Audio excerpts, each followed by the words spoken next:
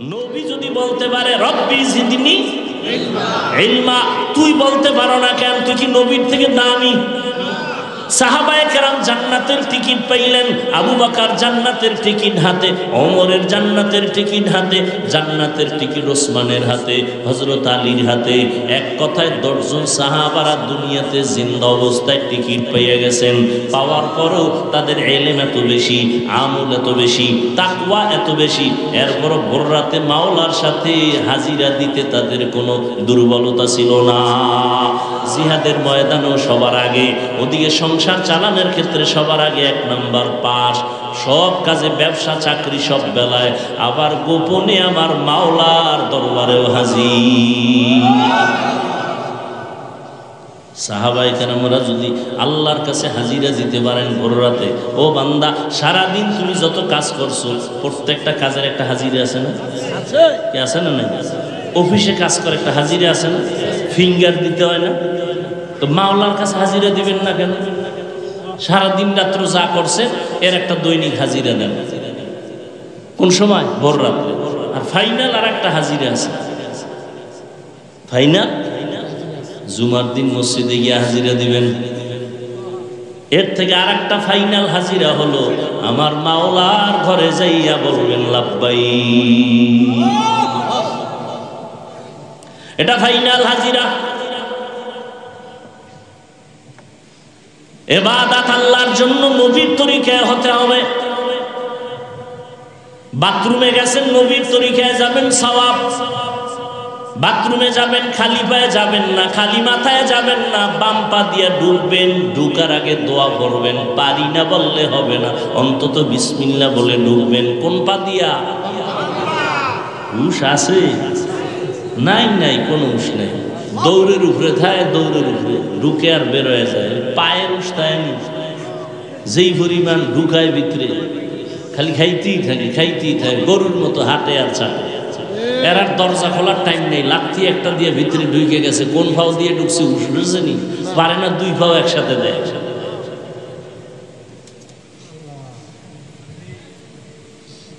আর এই দিতে যাইয়া অ্যাক্সিডেন্ট হয়, বাথরুমে খাইতে হয়ে ঘুরে গেছে, হাত ভাঙছে, পাও ভাঙছে, বুকের হাড় শেষ।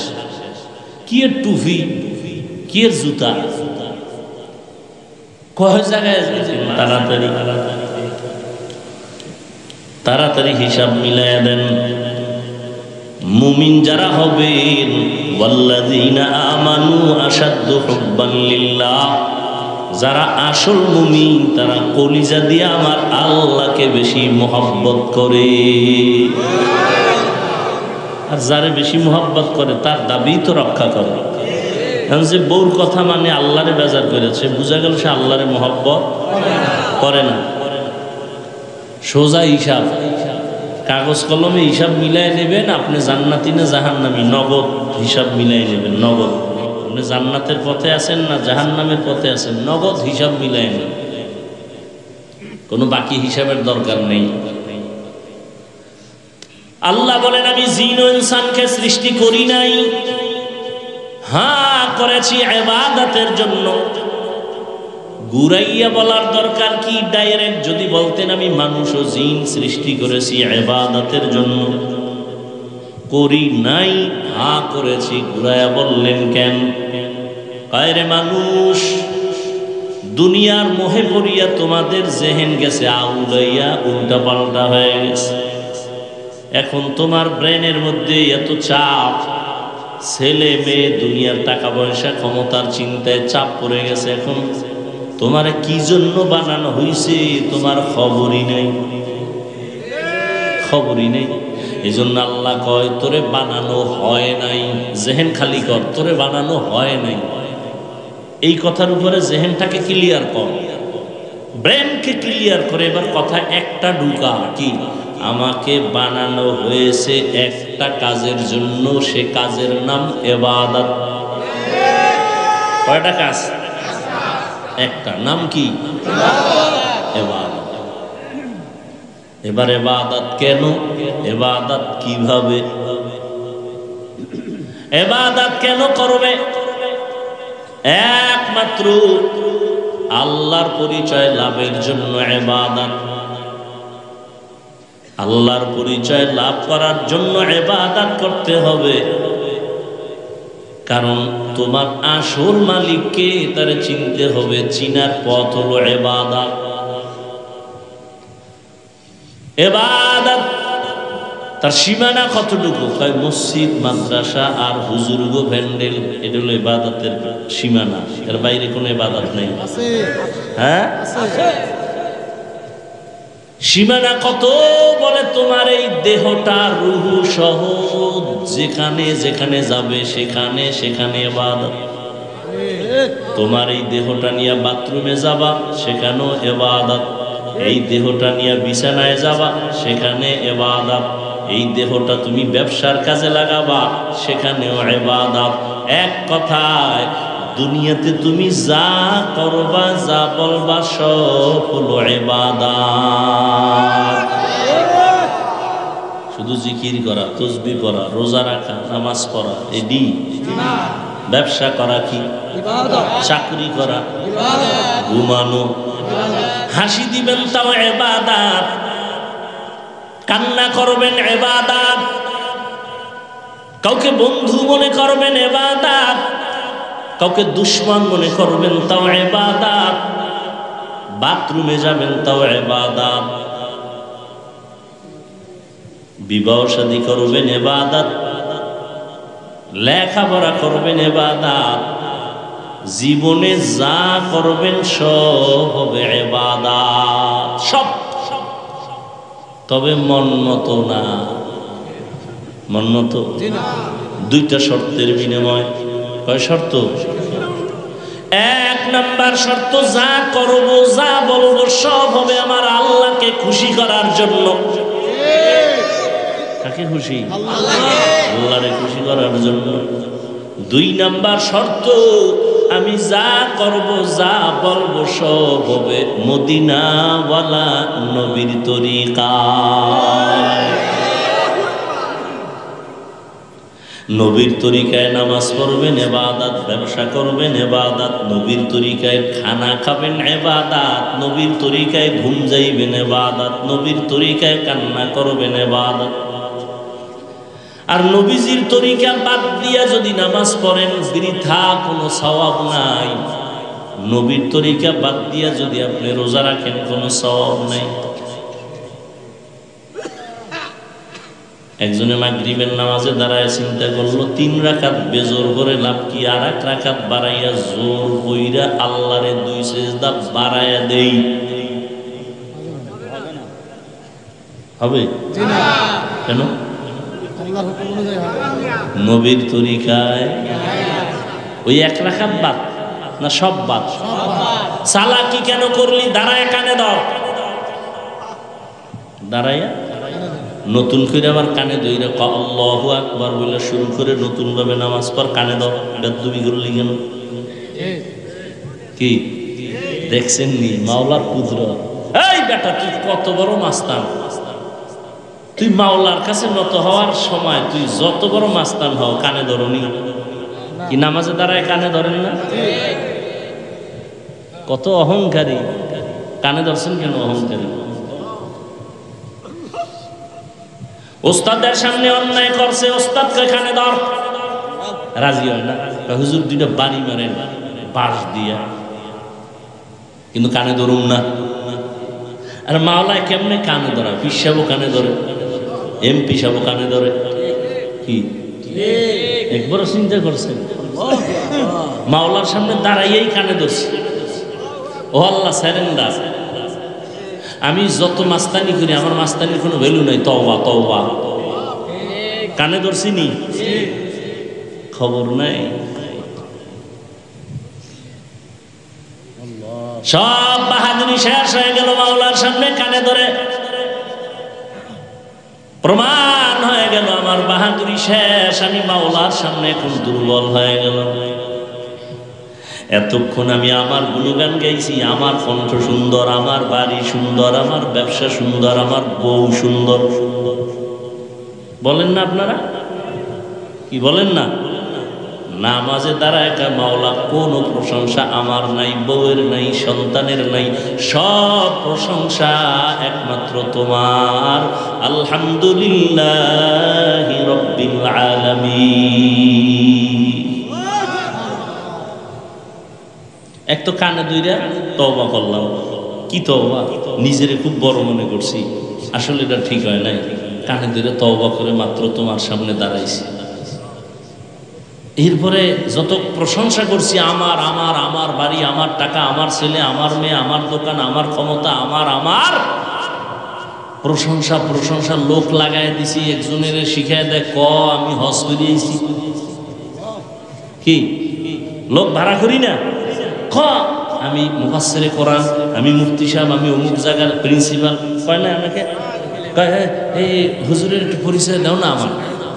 তার একজনকে হুজুরের চিনেন না, হে কয় না, লোক ভাড়া করছে, হে কয় হুজুর এই এলাকার চেয়ারম্যান, মেম্বার, এমপির লোক খুব খাতির,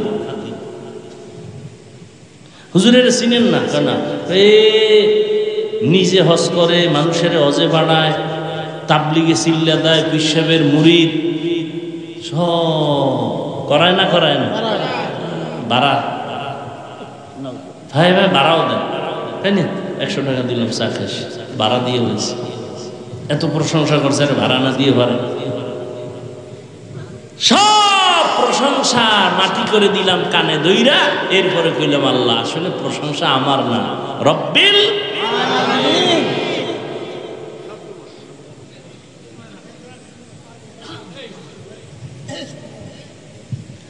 হায় হায় হায়, ইবাদত জীবনে যা করবেন সব ইবাদত, কান্না করা ইবাদত, হাসি দেওয়াটাও ইবাদত। হতে হবে আল্লাহকে খুশি করার জন্য। কার তরিকায়? নবীর তরিকা ছাড়া কোনো আমল কবুল হবে না। একজনে 30 রোজা রাইখা এর আবেগ বেড়ে গেছে, খোদায় যদি পুরাটা বছর দিয়ে লাইতো তা একটা রোজাও ভাঙতাম না। এরকম আছে না আবার? যেহেতু আল্লাহ দেয় না, তা অন্তত ঈদের দিনটা রাখি। ঈদের দিন কি রাখি? রোজা রাখি, সবাই খাইবে আমি খামু না, এটা আমার বিশাল জেহাদ, মাওলার জন্য করতেছি। হবে কেন? নবীর তরিকায়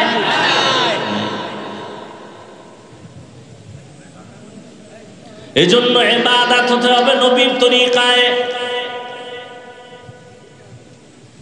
নবীর তরিকায় ব্যবসা করেন ইবাদত। নবীও ব্যবসা করেছেন, সাহাবায়ে কেরাম ব্যবসা করেছেন।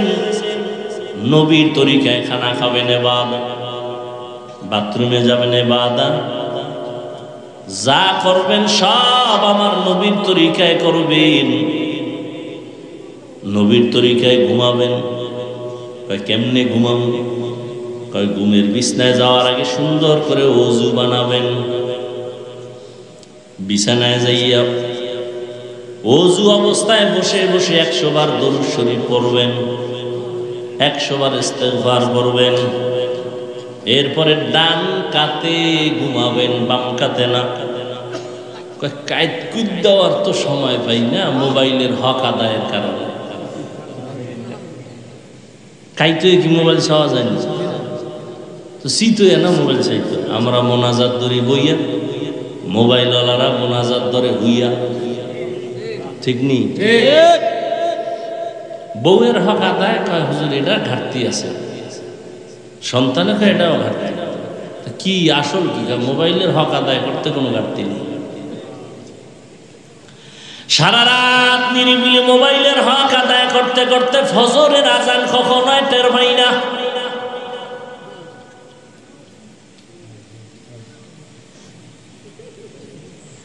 নবীর তরিকায় ঘুমাও, ডান কাতে ঘুমাও, দরুদ শরীফ পড়তে পড়তে ঘুমাও। নবীর তরিকায় তুমি যদি ঘুমাইতে পারো দরুদ পড়তে পড়তে, ইনশাআল্লাহ ঘুমের ঘরেই একদিন দেখবা মদিনাওয়ালার সাথে মোলাকাত হয়ে যাবে।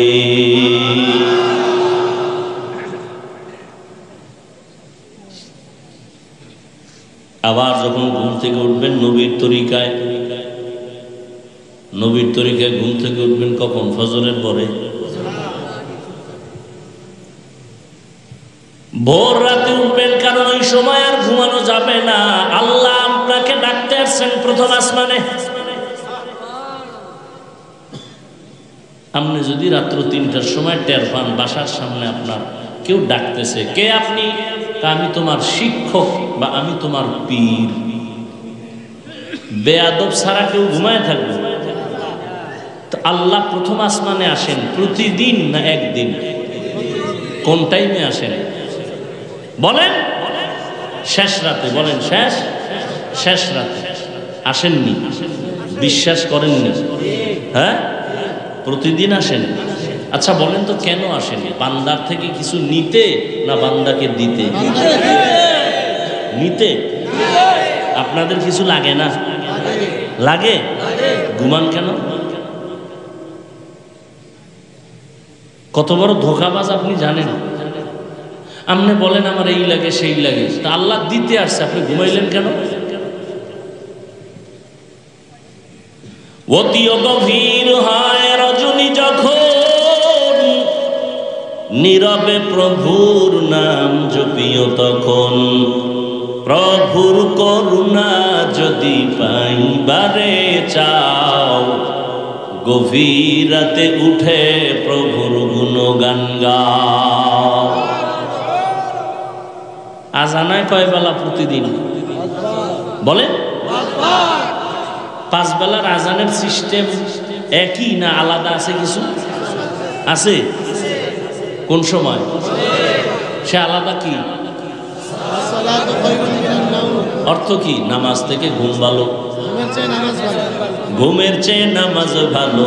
আর তুমি ঘুমাইও না, ঠিক মতো পড়িলে নামাজ জান্নাত তোমার ঠিকানা। পশু পাখি কীট পতঙ্গ কেউ ঘুমিয়ে রইল না, মানুষ হয়ে ঘুমিয়ে থাকা ঠিক তো মোদের হবে না। আচ্ছা এই শব্দটা ফজরে কেন, মাগরিবে নাই কেন? আচ্ছা জহুর আসর বাদ দিলাম, এটা দিন। মাগরিব এশা তো রাতের মধ্যে ঢুকানো, তাহলে মাগরিবে নাই কেন? যে এই টাইমে ঘুম ভালো না, নামাজ ভালো। এশাও তো রাতের কাছাকাছি, মধ্যরাতের শুরু, সেখানে এই শব্দ নাই কেন? ফজরে কেন? ফজরে কেন? ঘুমের থেকে নামাজ ভালো, এই কথা ফজরে কেন? কারণ ওই টাইমে এশায় আমার আল্লাহ আসে না, মাগরিবেও আসে না, শেষ রাতে আসে। তখন আল্লাহ কয় ঘুমাইস না, ও আমি হাজির হয়ে গেছি, একটু সারা দাও। কি লাগবে চাইতে দেরি, আমি দিতে দেরি করব না। ওয়া ইযা সাআলাকা ইবাদি আন্নী ফাইন্নী করিব উজিবু দাওয়াতাদ দাঈ ইযা দাআন ফালইস্তাজিবু লি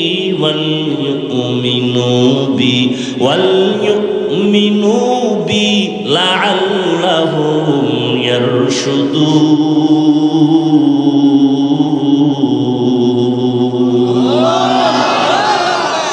हर गोड़ी देने को तू तैयार है, जो न मांगे उससे तू बेजार है। আল্লাহ তাআলা দেওয়ার জন্য আসেন। বান্দা তোমার লাগলে তুমি রেডি হয়ে যাও। এই টাইমে আসেন কেন? মাগরিবে কেন আসেন না? এশায় কেন আসেন না? এই টাইম বড় নিরিবিলি টাইম, মাওলার সাথে কথা বলার একটা আলাদা সময়, গোপন সময়। আসমানটাও নীরব, জমিনটাও নীরব, ঘরের মাও ঘুমায়, বাবাও ঘুমায়, নদীর মাছগুলো সব ঠান্ডা, গাছের পাখিরা পর্যন্ত ঘুমায়, কোনো আওয়াজ নাই। এই সময় তুই ক্লিয়ার আছে লাইনটা, যত কিছু চাওয়ার দরকার মালিকের কাছে চা। আমার মালিক এখন আরশে আজিম থেকে প্রথম আসমানে কুদরতের নজর লাগায় দিছেন। বান্দা প্রতিদিন আসেন, তোমার কি প্রয়োজন চাও, আমি আল্লাহ দেওয়ার জন্য আসি। এই রকম আদর কইরা দিতে তোমার বাড়ির দরজায় কোনো এমপিও যায় না।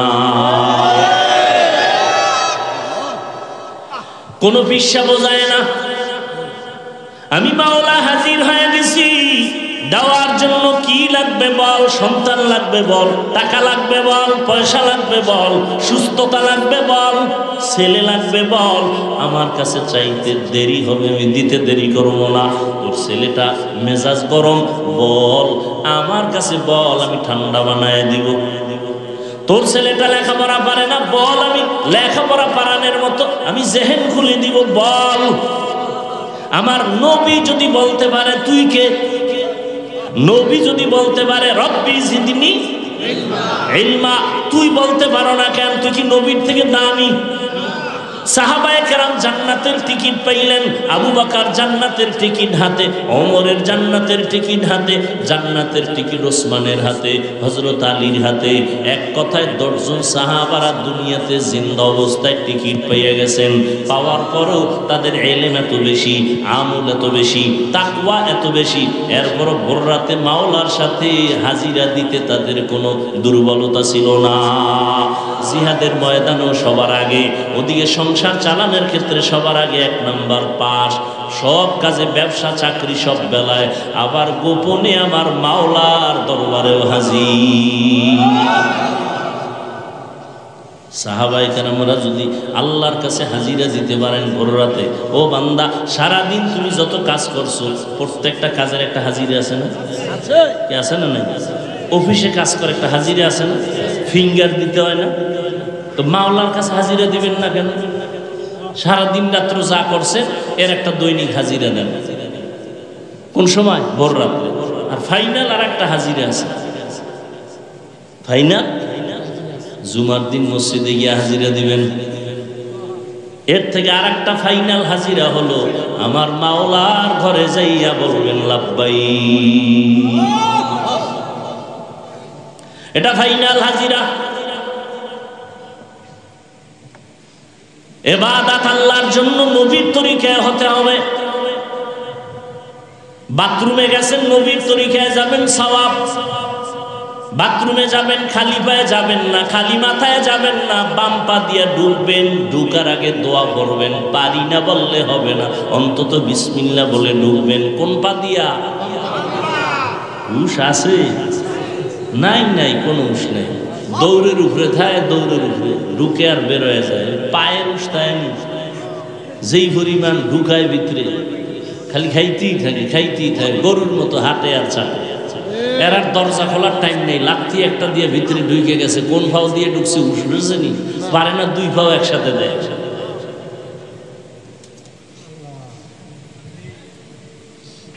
আর এই দিতে যাইয়া অ্যাক্সিডেন্ট হয়, বাথরুমে খাইতে হয়ে ঘুরে গেছে, হাত ভাঙছে, পাও ভাঙছে, বুকের হাড় শেষ। কি এর টুপি, কি এর জুতা, কয় জায়গায়, এই যে জায়গায় জায়গায় আমরা যাই, বাথরুমে ঢুকতে গেলে দাঁড়াই থাকা লাগে 5 মিনিট। এই বাথরুমে স্যান্ডেল কই, জুতা কই, টিস্যু কই? গ্রামে ঢিলা বানানোর ব্যবস্থা আছে নাই? সব টিস্যুতে খাইয়া লইছে, ঢিলা গুলোক নেই। গ্রামে মেসওয়াক বানানো কত সহজ না? বেরাসে খাইয়া লইছে। মেসওয়াকের সুন্নত কিয়ামত পর্যন্ত স্বর্ণ দিয়ে বেরাস বানাইলেও মেসওয়াকের সুন্নত আদায় হবে। কয়জনে মেসওয়াক করে? আছে?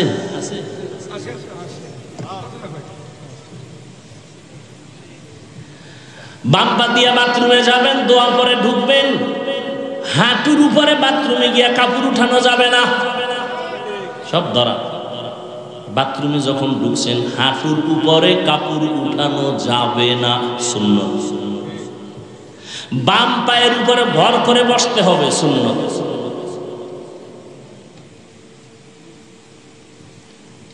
রাসূল সব শিখায় গেছে। খালি মাথায় যাবেন না, টুপি না হয় অন্য একটা কাপড় পরে যাবেন, খালি মাথায় যাবেন না। আবার যখন বের হবেন ডান পা দিয়া বের হবেন, বের হইয়া দোয়া পড়বেন, না পারলে অন্তত এতটুকু বলবেন আলহামদুলিল্লাহ। কিন্তু একটা কাম করবেন, ওযু কইরা নিবেন, সাথে সাথে ওযু করে নিবেন। সব সময় যদি ওযুর সাথে থাকেন, আল্লাহর জাতের কসম, এটার অস্ত্রটা ওযু কত বড় দামি। পৃথিবীর সব জাদুঘরেরা জাদু করলেও, সব জিনের গোষ্ঠীও যদি তদবির করে, আপনার একটা পশম বাঁকা করতে পারবে না যদি অল টাইম ওযুর সাথে থাকে।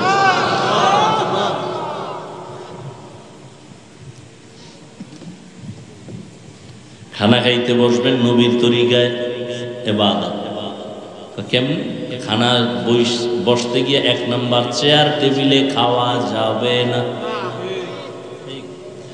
নবীর যুগে চেয়ার ছিল, টেবিল ছিল, কিন্তু নবী কখনো চেয়ার টেবিলে খানা খান নাই।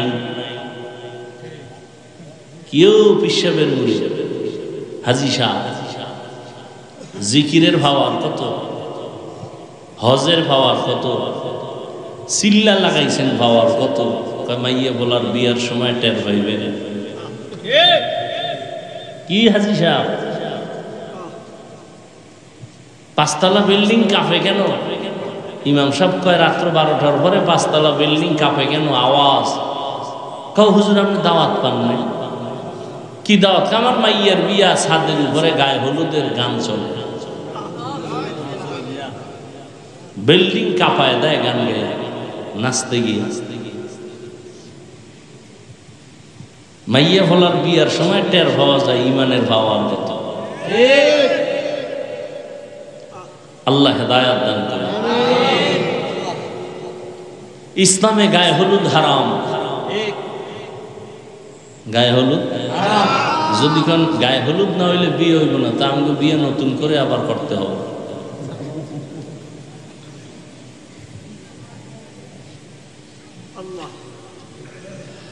বলার দায়িত্ব আমার, বলে গেলাম, মানবেন কিনা সে দায়িত্ব আপনার।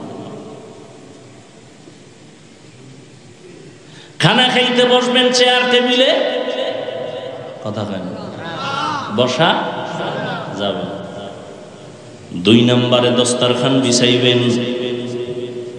3 নাম্বার দোনো হাতের কবজাটা ধুইয়া নিবেন, তবে যেই প্লেটে খানা নিবেন ওই প্লেটে হাত ধোয়া যাবে না।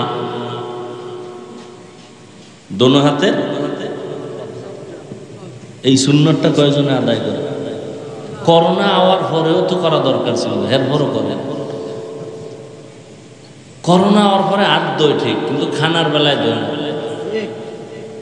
ভদ্রলোক বাম হাতের 2 আঙ্গুল দিয়ে লবণ লয়, স্টাইল দেখেন না? ভদ্রতা। ডান হাত দিয়ে লয় না কেন? কয় লবণের ভিতরে আমার খানার ময়লা পড়বে। ওরে খাইতেছো তুমি, তোমার ময়লা পড়লে সমস্যা কি? এ বাম হাতের আঙ্গুল দিয়ে লবণ লয়, কেতনা বড় ধোঁকাবাজ। ভদ্রতা।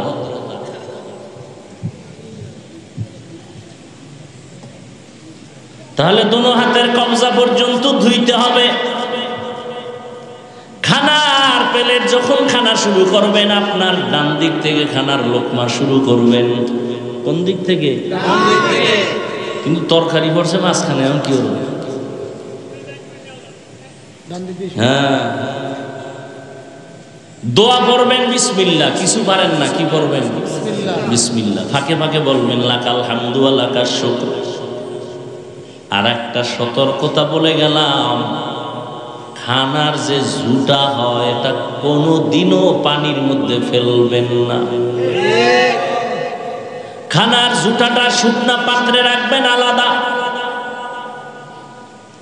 এই আপনার জুতা, আপনি মানুষ তো, আমার মাওলা আপনার দাম দিছে কত? তোর খানার ঘরের জুতাটা আমি ফালাইয়া দিতেছি না, তোর দাম বেশি তো, তোর মুখের খানার জুতা আমি ভিন্ন মাখলুকের জন্য রিজিক বানাই দিছি। বিড়াল খাবে, কুকুর খাবে, জিনেরা খাবে। পানির মধ্যে ফালাইলে আর ওই তোমার জুতার মজাটা থাকে?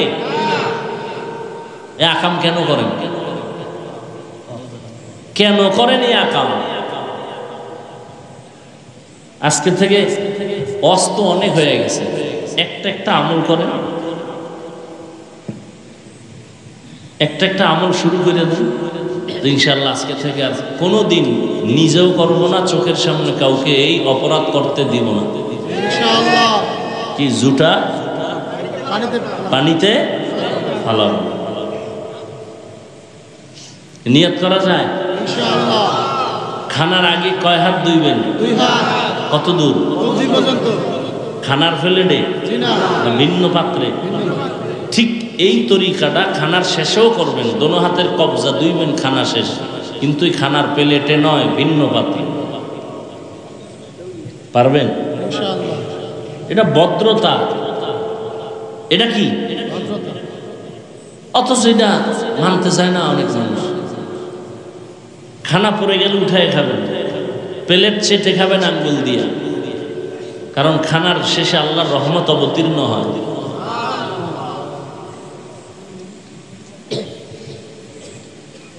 প্রত্যেকটা সুন্নত অনুযায়ী চলে, নবীর তরিকায় যা করবেন ইবাদত। দোকানে বসে আছেন, গল্প গুজব না করে জবানে জিকির চালু রাখে, তেলাওয়াত চালু রাখে। পারি না কত আর বলবেন? আলহামদু সূরা পারেন, এটা বলেন।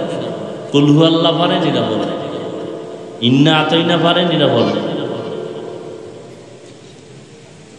প্রত্যেকটা কাজ নবীর তরিকায় করেন। ঘর থেকে বের হবেন নবীর তরিকায়। নবীর তরিকা কি? কিছু পারেন না, অন্তত বিসমিল্লাহ বলে বের হবেন, তবে ডান পাও আগে দিবেন। ডান পাও হাঁটার শুরু হবে কোন পা দিয়ে? দেখেন, মসজিদে ঢুকছেন কোন পা দিয়ে, বের হবেন কোন পা দিয়ে? বাম পা দিয়ে বের হবেন, কিন্তু জুতা ঢুকবে আগে ডান পা। বড় কঠিন কথা। মসজিদ থেকে বের হবে কোন পা? জুতায় ঢুকবে আগে কোন পা? কি করেন? হিসাব মিলেন। হাঁটা শুরু করবেন কোন পা? বড় কঠিন।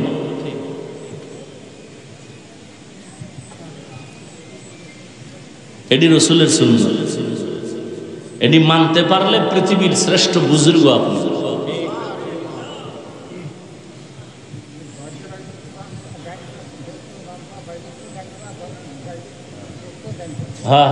ঘরে ঘরে ঢুকতেও ডান পা, বের হইতেও ডান পা। এটার উসুল কি, মূলনীতি কি? প্রত্যেকটা মাসআলার একটা মূলনীতি। ভালো কাজ শুরু হবে ডান থেকে, বাস, এটা মূলনীতি। ঘরে ঢোকা ভালো না খারাপ? ডান পা দিয়ে ঢুকবে। ঘর থেকে বের হইতেছেন রিজিকের জন্য, ভালো না খারাপ? কোন পা যাবে? ডান পা। বুঝেন না কথা? ঘরে যখন ঢুকবেন ডান পা দিয়া জোরে একটা সালাম দিবেন। আসতে না জোরে? তা মানুষ নাই, অন্য অদৃশ্য মাখলুক আছে না নাই? জোরে সালাম দিয়ে যদি ঢুকেন, ওই বাড়িতে কোনো খারাপ কিছু থাকলে বের হয়ে যাবে। খারাপ কিছু থাকতে পারে না? পারে। জোরে সালাম দিবে। বেশি ওয়াজ হয়ে গেছে, এটি মানবেন কেমনে? আল্লাহ সবাইকে কবুল করে। এটি ওয়াজ না, না? হ্যাঁ।